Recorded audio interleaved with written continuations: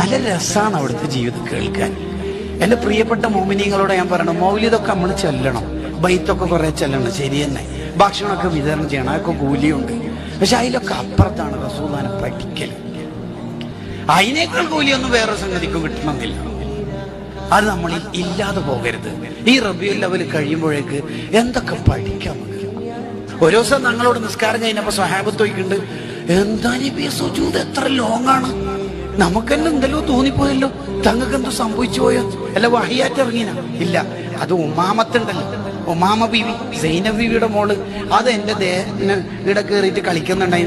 കളിച്ച് തീരട്ടെ എന്ന് വെച്ചിട്ട് സുജൂദ് കുറച്ച് ലോങ് ആക്കിയതാണ്. കുട്ടിക്ക് വേണ്ടി സുജൂദ് ലോങ്, കുട്ടിക്ക് വേണ്ടി നിസ്കാരം ഷോർട്ടും.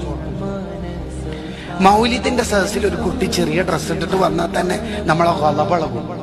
എന്താ മഹബത്തല്ലേ അല്ലേ? ശരിക്കും പറഞ്ഞ റസൂലുള്ളാഹിനോടുള്ള മഹബത്ത് എന്ന് പറഞ്ഞാൽ